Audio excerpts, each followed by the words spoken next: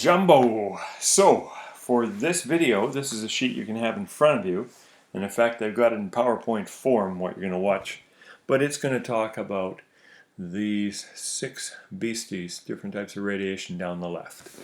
And this will be a terrible PowerPoint, so make sure you're sitting down somewhere braced.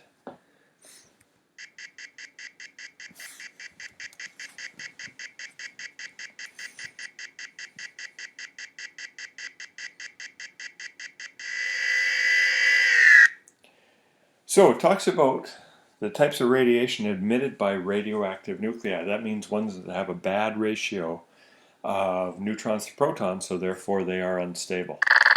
And they will have a half-life of some sort. So we have these headings.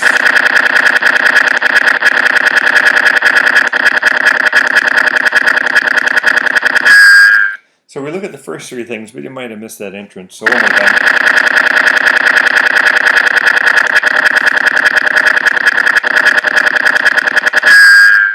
What you want to get in the habit of memorizing is over here, the radiation, and also the symbol. So alpha, I better know it's a 4,2He. There's the nuclear symbol. Beta, 0 - 1 little e. And gamma, not applicable because it happens to not be a particle. Well, you can see this is going to be a helium nucleus. Helium lives at spot 2. That means it has 2 protons and a +2 charge and a mass of 4. That's why that's there. Beta, you're going to say, little e, that looks suspicious. Well, that's because it's an electron.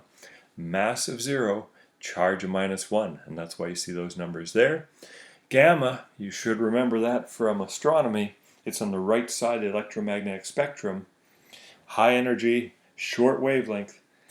Nasty, nasty business. Now look at the next 3 types of particles.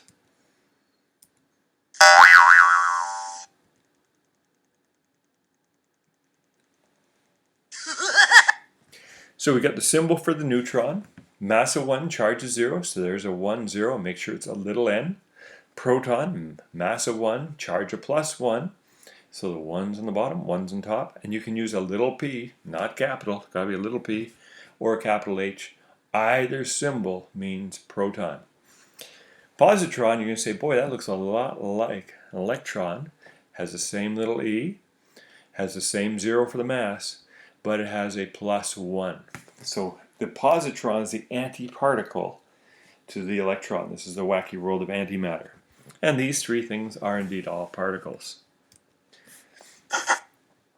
We're going to give you a little bit of a trivia pursuit. So the rest of this video is simply giving you a little bit more information about these things, but it's not something I expect you to remember. So alpha, it says, hey, it can behave like a particle or a wave. Same for beta. And gamma can only behave as a wave. It's raw energy.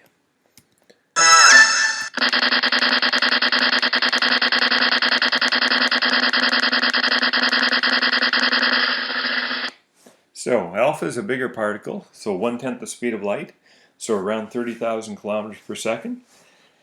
Beta is approaching speed of light, and gamma is at the speed of light. No surprise, part of the electromagnetic spectrum, 300,000 kilometers per second.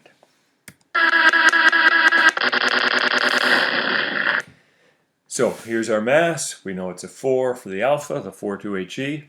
For the beta, really we can consider to be 0. This mass is so tiny, we really don't care about it. Electron essentially is about a 2,000th the mass of a proton. And then gamma, because it's raw energy, we consider not to have any mass.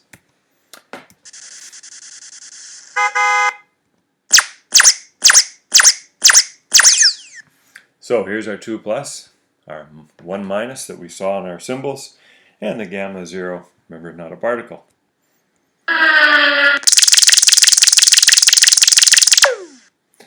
So, if someone attacks you with an alpha ray gun, you can break out a nice piece of paper from your science notes and defend yourself.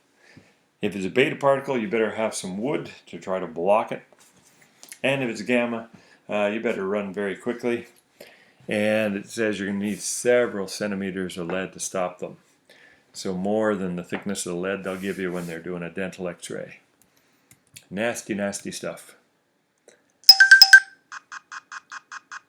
Ionizing is not a good thing in this case, because what that means, it's telling us about the kind of damage it can do. And you'll see over on the right, the gamma rays can ionize flesh. And that's not good, because you are made of flesh, living things. So living things, the cells can be damaged by gamma radiation.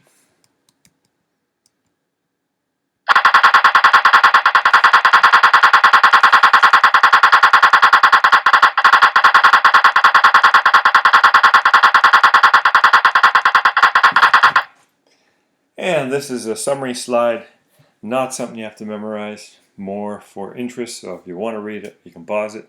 But that's it for this first PowerPoint.